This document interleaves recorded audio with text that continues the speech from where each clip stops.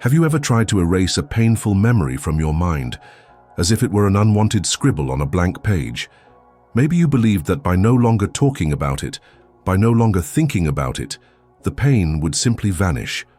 But it didn't. It just went silent, like a deep wound covered by a pretty bandage that still bleeds underneath, quietly. In our culture, there's a cruel myth. That time heals all wounds, as if distance could somehow turn scars into flowers. But time alone doesn't heal.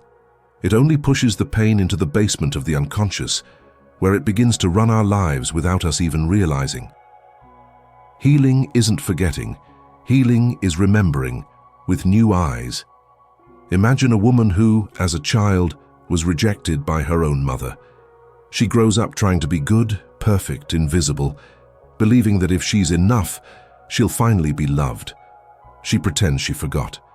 She says, "It doesn't matter anymore." But inside, she's still bleeding. She bleeds every time someone ignores her, every time she feels like she has to work hard to be accepted.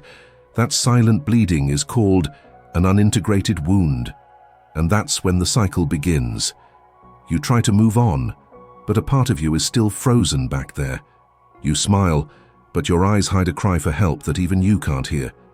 Jung once said, "What we do not face in ourselves, we will meet as fate."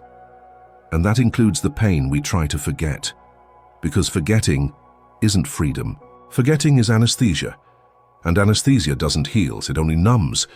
But what if true healing begins, not by forgetting, but by remembering with compassion? What if you could look at your own pain through the eyes of someone who welcomes, not judges? There's a profound difference between reliving the past and honoring what happened. Reliving keeps you stuck. Honoring brings understanding and liberation. On the path of individuation, forgetting is not the destination. The destination is becoming whole, and even with your scars. The first key is this: you don't need to forget in order to heal. You need to stop bleeding inside, in silence. And for that, you need courage. Courage to look, to feel, to remember. With love. There is a kind of bleeding that no one sees. It doesn't stain your clothes. It doesn't leave a trail. But it drains you, quietly, from the inside out. This is the bleeding of the soul, the kind that begins when we're told just move on, before our hearts ever had a chance to speak. Maybe you've felt it, that strange exhaustion that doesn't come from doing too much, but from holding in too much. Too many unspoken words, too many swallowed tears, too many nights pretending you were fine when you were breaking inside. We are taught to keep going, to be strong, to smile. But there is a cost to this silence, and that cost is the continuation of our suffering. Not loudly, not visibly, but subtly, like a slow internal leak that weakens the foundation of our being. Carl Jung once wrote, "Until you make the unconscious conscious, it will direct your life and you will call it fate." The pain we don't acknowledge and becomes the life we don't understand. You see, wounds that are ignored don't vanish, they adapt. They shape our choices, our relationships, our self-worth. And suddenly you're overreacting to a comment, avoiding certain people or feeling small in places where you should feel strong without knowing why. Because the bleeding never stopped. It only became invisible. Imagine this. A man abandoned by his father at a young age. He grows up determined to prove he's strong, reliable, never needing anyone. On the surface, he's successful. But deep down, there's a constant tension, a fear of being left again, a hunger for approval he never received. He doesn't know it, but he's still bleeding from a goodbye that was never healed. And so he works harder, pushes himself further, and wonders why peace never comes. This is what unhealed pain does. It hides behind achievements, it wears the mask of productivity, but inside it whispers, "I'm not okay, please see me." Healing doesn't begin by burying the wound deeper. It begins when we stop and truly listen to what the pain is trying to say. Sometimes it's not asking for a solution. It's asking to be witnessed, to be held in compassion, to be seen not as weakness but as the human cry for connection. What if your anxiety isn't a flaw, but a signal? What if your fatigue is grief wearing a different name? What if that deep loneliness is the echo of a child's self still waiting to be loved? You are not broken. You are bleeding where no one looked. But now, you can look. You can bring light into the shadow. And with that, the bleeding begins to stop. Have you ever walked into a room and felt the weight of things that were never spoken? Sometimes, it's not what was done that leaves the deepest wounds. It's what was never said. The apology that never came. The affirmation you never received. The goodbye you were never given. Silence, when born from fear or shame, becomes a shadow. And shadows, as Jung taught us, are not just the dark parts of ourselves.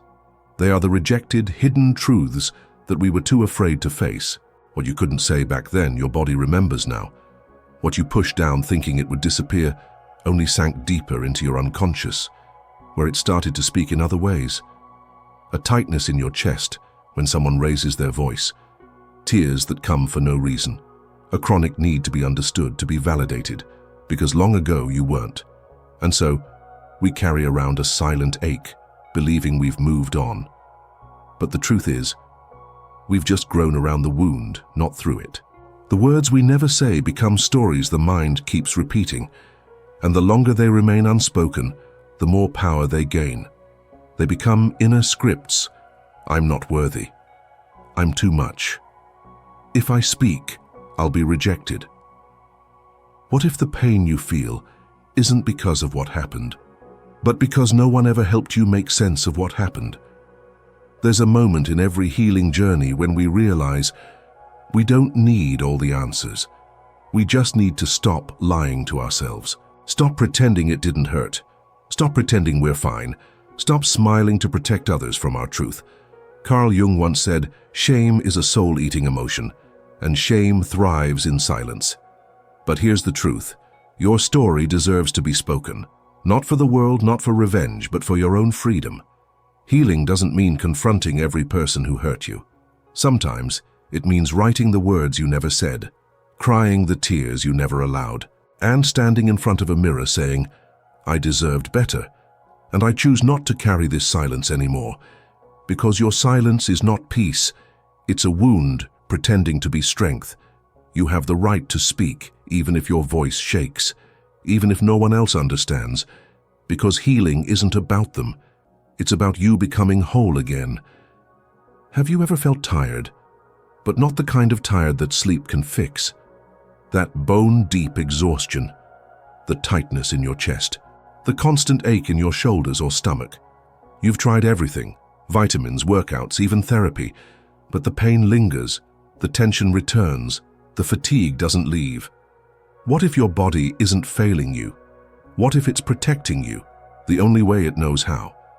The body never lies. Long before we speak, we feel. Long before we understand, we carry.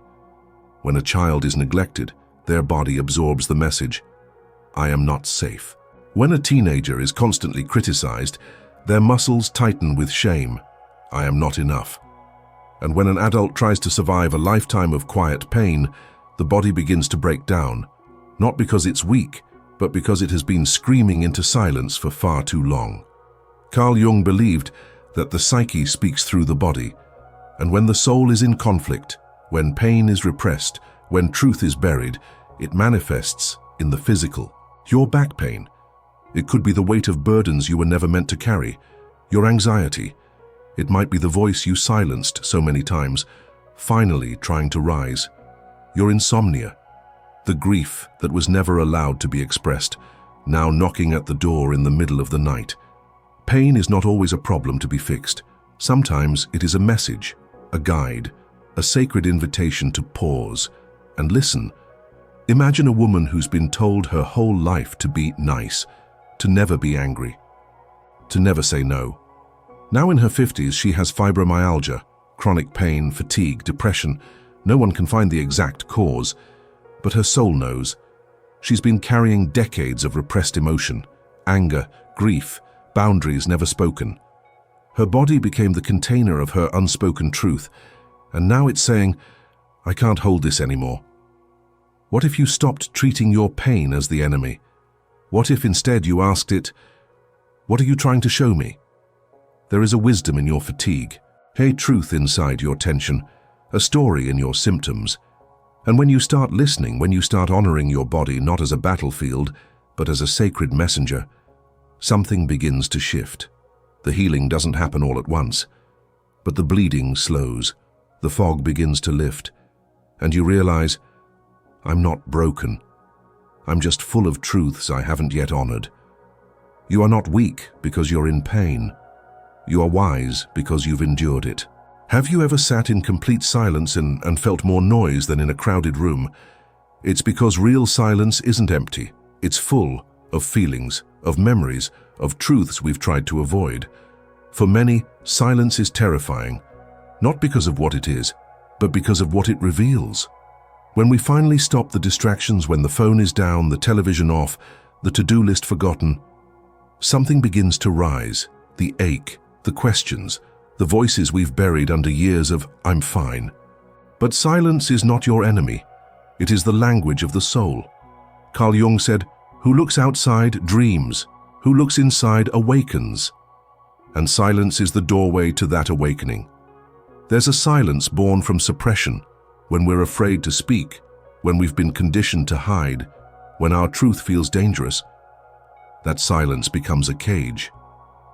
But there's another kind, a sacred, intentional silence, a quiet you choose, a stillness that invites healing rather than fear. This silence is not emptiness, it is presence. It is the space where the unconscious becomes visible. Imagine this, a man in his 60s, always surrounded by noise, news, work, people, obligations. He retires, and suddenly, for the first time in decades, he's alone with himself. The silence is unbearable. But slowly he begins to sit with it. And in that quiet, he starts to hear the sadness he's ignored since childhood, the dreams he buried, the regrets he never admitted, and also the part of him that still longs to be whole. In silence, we stop bleeding for a moment and begin to feel. We realize that healing isn't found in doing more. It's in being present with what is, with who we've become, with what we've lost, and with what still lives within us waiting. But it takes courage, because silence doesn't flatter the ego, it doesn't perform, it reveals. And what it reveals is the truth we've spent our lives avoiding. Here's the paradox. Silence that we fear at first becomes the womb of transformation. It's where the unconscious speaks in symbols, where the child within you cries and is finally heard, where you meet not the mask you wear, but the self that waits beneath. So don't rush to fill the silence. Don't fear the tears that come. They are not weakness. They are sacred waters, cleansing what could never be cleansed by words alone. Let the silence do its work. Let it show you what's been bleeding. And let it whisper the truth. You are still here, and it's not too late to begin again. There comes a moment, not loud, not dramatic, but life-changing, when you decide, I don't want to keep living like this. Not because everything suddenly feels better, not because the pain has vanished, but because something inside you whispers, it's time to stop the silent suffering. This is the moment the bleeding begins to slow. It's not about fixing everything. It's not about becoming someone new. It's about choosing to stop pretending you're okay when you're not. Healing begins the moment you give yourself permission to feel what you never allowed, to name what you feared, to stop running, and sit with your truth, no matter how messy, broken, or confusing it feels. Carl Jung once said, the most terrifying thing is to accept oneself completely. But this acceptance is the medicine. You don't need a perfect plan. You don't need a 5-step program. You just need to decide, I will no longer abandon myself. That's it. It starts small. With honesty, with tears you don't hide, with boundaries you finally set, with memories you allow to surface, not to drown in them, but to witness them without shame. Imagine a woman who's spent her life caring for everyone else. She's exhausted. She's numb. One day she stands in front of the mirror and says out loud for the first time, I'm not okay. That sentence is her liberation, because now she's telling the truth. And truth is where bleeding ends and healing begins. You don't stop bleeding by covering it up. You stop when you press your hands gently to the wound and say, "I see you, I'm with you now. I won't look away again." There's power in this intimacy with yourself, in choosing to become the healer you once waited for. It might feel lonely. It might feel unfamiliar. But it's also sacred, because in that moment, quiet, raw, real, you are no longer the child who had no choice. You are the adult who can choose, and what you choose heals generations. So take a breath, place your hand over your heart, and let this be your vow. I am done bleeding in silence. I choose to live in truth. I choose to walk, even if slowly, toward my healing. There is a moment after the bleeding stops when you look at your wound and realize it has become a scar, and you're still here. The pain didn't erase you. The silence didn't destroy you. The forgetting didn't heal you, sir, but the remembering did. This is what healing really looks like. Not perfect, not pretty, but true. Carl Jung once said, "I am not what happened to me. I am what I choose to become." And the scar, that once tender, unbearable place becomes your reminder. You chose to stay. You chose to feel. You chose to heal, not by erasing your past, but by embracing it. Scars don't mean the wound never happened. They mean the wound has closed. They mean your body and soul did the holy work of mending. But here's what no one tells you. That scar, it becomes part of your wisdom. It teaches you to recognize others who are bleeding. It makes your presence healing to those who feel unseen. It reminds you that survival is not enough, because you were made to live, to love, to be whole, not just functional. Imagine a man who once believed showing pain was weakness. Now, after years of hiding, he holds his story like a lantern. Not ashamed, but proud. His scar glows. It tells a story, not of defeat, but of rebirth. You see, the path of individuation, of becoming who you truly are, isn't about returning to who you were before the pain. It's about becoming someone new because of the pain, someone more rooted, more real, more alive. And this is where your story turns from suffering to service, because your healing makes you a beacon. Your truth becomes light for others still lost in the dark.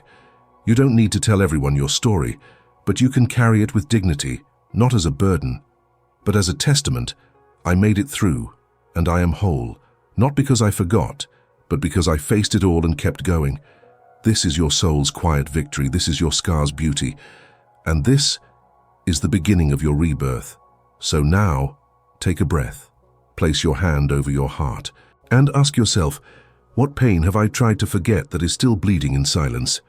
What would happen if I stopped hiding and started listening to my soul? What truth inside me is asking, gently, patiently, to be seen, to be honored, to be healed?